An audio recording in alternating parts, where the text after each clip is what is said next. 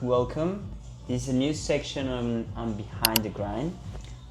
We're trying to do something different. We want to try and show you a little bit more of us, a little bit more personal. And I think a great person to start with is with our CEO. CVO. Amy Castano, which is the co-owner of Acero. She's our boss, but she's also a very good friend from a lot of us. Sis. Shut up! You're gonna make me cry, aren't you? I'm not gonna cry today. You might. I won't. So yeah, we just wanna have a chat. Well, I wanna have a chat a little bit with you about some things. I would love that. So let's get serious because we normally do like silly stuff because we have a lot of fun together, but today we're gonna try and be a bit more serious about it. I'm gonna ask you a couple of questions. First, how are you today? You can introduce yourself. I'm Amy Castano. Yes. If some of you don't know me, I am the CVO, self-proclaimed. So that means Chief Vibe Officer of Acero. I bring the vibes always, but also officially the CEO of Acero. Okay. And we started this business, 5 years ago now? 5 years ago. And you've been with us since the beginning. Yes. Which thank you for your service. I love that. Thank you. I love that you love being with us. I remember the first time I met you. Can we put up that photo? We need to get that photo. Yes. I saw it the other day and I was like, wow, we have changed a lot. Changed a lot. A lot. Which is a little bit of what I want to ask you today. Who was Amy 5 years ago and who is Amy now? And I'll give you my perspective of who I think Amy was 5 years ago and who is Amy now. Amy 5 years ago, she was a very anxious and running on high alert always. And I think she was a very insecure with herself, not with other people, but very insecure girl. Woman. She was a woman. And she was not confident in herself at all. She didn't believe in her or her abilities. And I think the AMC today has scrapped all of that. She's found herself. She understands who she is. She's gone through a mental transformation, which has then led to a physical transformation.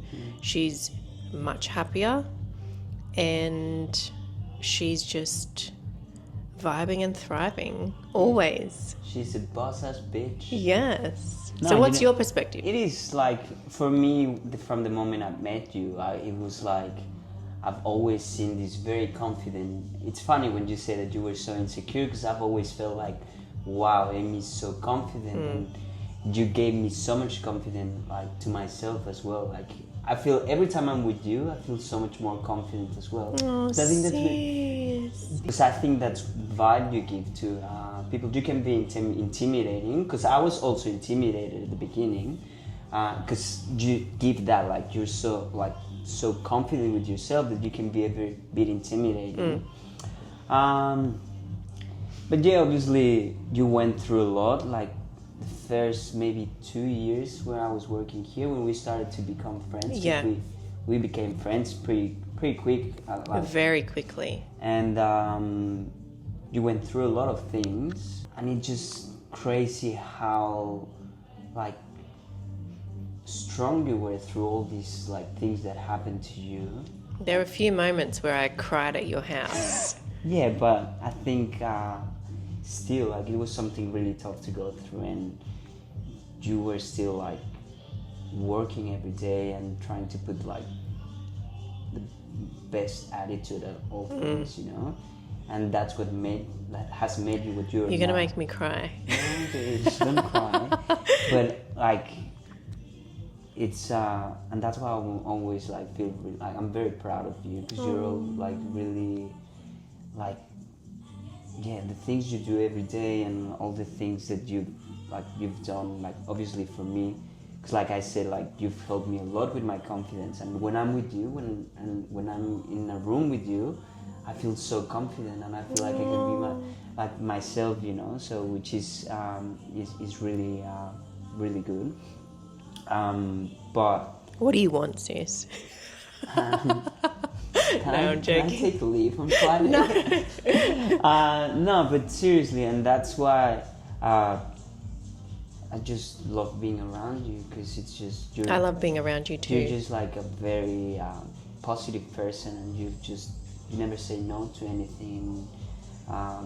That scares you though, doesn't it, sis? Yeah. Because I never say no to anything, right? Yes. Ever.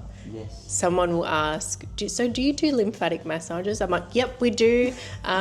Sis.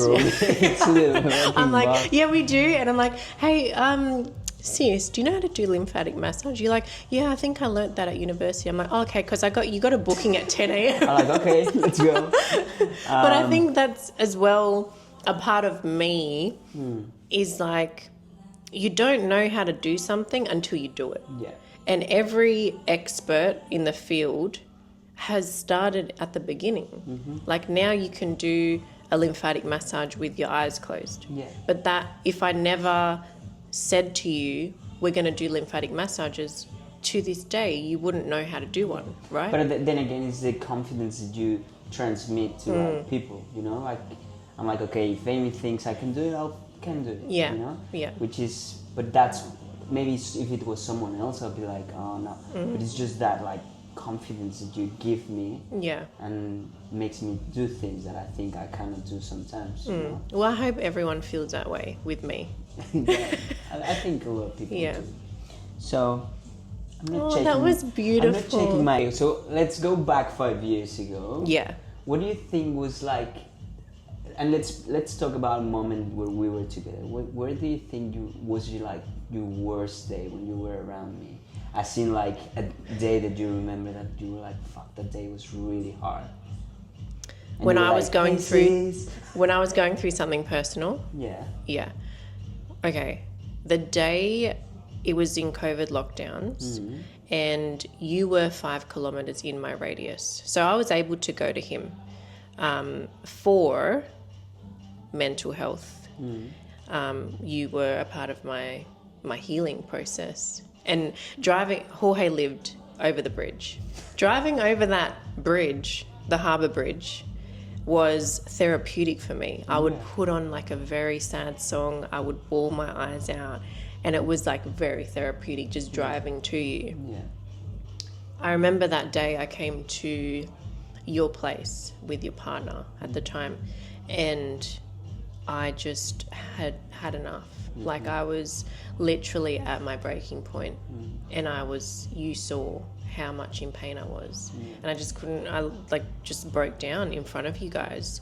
But because of that safe space that you created, I felt that I was comfortable enough to do that. I think that was definitely, you've lived in some places on the north. Yeah, I remember that day as Yeah. well. We got Guzman after. Yes, we got Guzman. He was like, oh, you know what? Let's have some Mexican. Stop crying. Yeah. Mexican will heal everything. Yes. I do remember like other times when we used to eat really bad, like really, really bad. Grilled. We thought we were eating good. Grilled. But it was grilled every single day. And Guzman and grilled, and we'd get both, and we'd eat both at the same time. Yeah. That's bad. Yeah. But there were. Eat that. Is that your diet still? I had Guzman on Saturday. Oh, on Sunday. Yeah, but what did you get from there? Okay, but What did you get? No, let's go. Let me back. tell me. I got a burrito. See, that's not that bad. Yeah, that's what we used to say, but it is bad. We know it's bad. But okay, let's back into the question. Yeah. I guess that's the moment I remember as well. Like, it was like your The lowest of the low. One. No, there was another one. Oh, was there are you talking about when I had, I got very drunk? No. Oh, okay. We're not going to talk about that at all. That was a funny one. No, I was thinking of another time. When? When you drove to university. Do you remember that you just drove to university? Yes. Okay, I do remember that. I went missing off the grid. For like 30 minutes. For like 30 minutes. I had a very bad day and I literally needed some grounding, and I felt the urge, the energy, and I know you said fucking bullshit. You were like, what the fuck do you mean? But I just felt the need to go to a space where I was young, I was learning, I had grown up there, and I drove to my university. And the feeling that gave me just gave me this grounding feeling. Like I went through, some of the toughest moments in my life. Like that's when I thought life was tough. University, getting through exams, as you know, like going through exams, it's very stressful. And I remember that was a very tough period for me, but I got through it and I got through the other side, and I'm here today because of that. So I just felt the urge to drive to my university. It's a drive as well. And just the feeling it gave me of being surrounded in the surrounding where I attended here just made me feel like I got this. And when do you think you started to feel you were changing? Like you were getting out of that phase? Was it when you met Aaron? Was it before you met Aaron? Was it after you met Aaron? Like when can you say that you started feeling like a different AMC, like this version that you're right now? When can you tell like a point where you're like, okay, I'm starting to get back to be myself, or I'm now being the person I want to be? Do you remember one point in particular? I can't say it's one point, because I think a healing journey, and every single day I'm a different AMC. Same with you. Every single day we're weaker, we're stronger. It's up and down all the time. It's never like up. Like you wish it could go like that. But I think Aaron had nothing to do with it at all. No. Like in terms of, like, I feel like when you place, I guess, success or your happiness or anything that feels good, if you place that on, like things do feel good, right? Like, coming to work, it feels great. Doesn't it? Yeah. I don't know, eating Guzman, it feels great. Buying a new whatever, buying something, it feels great. But when you place your happiness only on that, then everything outside only feels great, but then anything on the inside doesn't, right? So I think it was doing the inner work to know that I make myself happy. I control the things that I can control. Everything else outside of me is a bonus. Me trying to strive towards success, that's a bonus. If I get there, when I get there, that's a bonus. Achieving goals, that's a bonus. You're working towards something and that's your purpose. But I think that happiness and me being the person that I am today is all on the inside. It has nothing to do with any outside, you. Like, of course, there's a support network. You're my support network. You're my rock. You get me through things, and it's important to have people around you and surrounded by people to get you through things.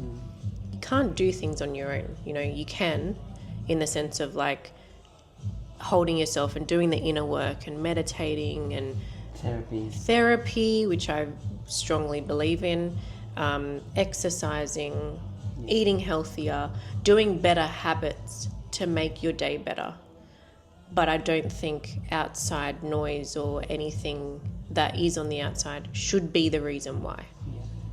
If you could say something to the Amy of 5 years ago, what would you say to her? You have no idea what's about to happen. You have no idea who you're about to become, but be ready.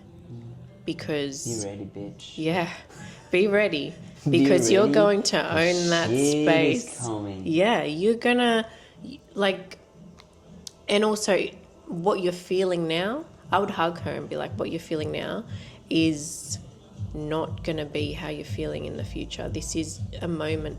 And if you look at, I love looking at like things visually, and if you look at like one bad day or one bad moment in your life or one bad month or one bad year or whatever it is that is bad in the span of your life, it is probably like a tiny little dot. Yeah. The rest is Good things. Yeah. So why would you let one bad moment define your life or define you? Because it shouldn't. Yeah. It's just a moment that moves past, and it comes and goes. Yeah. And you learn from all these things as well. Well, you hope Those are the things that make like what you are, you know? And I think as well, lessons, you're going to continue to learn the same lesson until you actually learn, until you actually accept or grow from that and be like, that was a mistake. I won't do that again. I actually need to grow from this and learn from this. But if you don't, you're going to keep making those mistakes over and over until you learn. You're good talking. You've done too many podcasts. I love talking. You know I love a chat, sis. I come into your room all the time and I'm like, okay, sis, what are you up to? Yeah, but we normally speak shit, but... We do, and this is nice. Yeah, this is really nice. We should do it more often. We should, sis, we should. So today, what are you more proud about? The most I'm proud of. The most... Is that how you say it? What are you the most proud of? What are you the most proud of today? In the last 5 years, In the okay. last 5 years. Business-wise, but also personal-wise. Okay, business-wise, building this brand and seeing the community that we've built, I think is the most proud thing. Because without you believing in my vision, without everyone else in this space, in the other space, a part of the brand, whoever has touched or experienced Acero, it would be nothing without you guys. No community, you do not have a brand. Yeah. I have to say that, because that is what makes a brand a brand. People want to become a part of something that envisions what they believe in, envisions what they want to, I guess, feel. And if you don't feel that in a brand, and it's just like, okay, sales, I feel like, obviously you need sales to survive as a business, but without community, you have nothing. Because a sale can happen, but to have someone become a part of it and believe in it and want to continue being a part of it, that's community. And that's about the business. Personally, I'm very proud of the change that I've made in myself and the growth that I've made. And I feel that I needed to go through that in order to step into what I am doing today, plus what I am going to do in the future. So yeah. Thank you very much for sharing that. Thank you so much. And yeah, I guess like I said before, you're like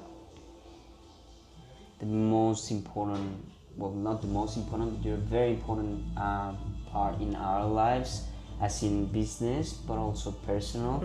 I think we all love you. You give us that vibe, energy, like good energy every day, and it's just nice to see you around. Like that's why I'm the chief vibe officer, exactly. bitch. And it's true. Oh, sorry, it is true, because I feel like when your energy is really high, you just spread it around, you know. And it's very weird to see your energy low, because obviously you have bad days as well. Of course, and I think during that time that obviously our relationship was so volatile, as in mine and Jono's. Yes. I had to put that aside. I would step into this door and I would say, I'm leaving this on the outside, because I didn't want you guys to feel that ever. Yeah. Ever. And I think you did really well, because it was always like, you know. You didn't know. Well, you guys didn't know for a very long time. You did. Yeah, but everyone did. But everyone else didn't, Yeah. So so yeah, thank you for always like being there for us, even in your like bad times and good times. You're always there for us. I know even you're having the worst day, you're stressful, you're always here to listen. If we need anything, we know you're gonna be there for us. Absolutely. which is I always really say important. to every single person, yourself included, Caleb, Sophie, every single person in here, even if I'm on my deathbed, send me a text. Even if I'm asleep, send me an email. I will respond. And it's crazy because I will. It doesn't matter. It doesn't matter what time it is. No matter how sick we are, we're always working. No matter what time it is, we're always working. Messages. But yeah, thank you very much. And it's nice. We just want to give a bit more of like... a bit more value to you guys, and also to feel a part of us and a conversation. Something that, you know, we're not just entertaining, because I know we're so entertaining.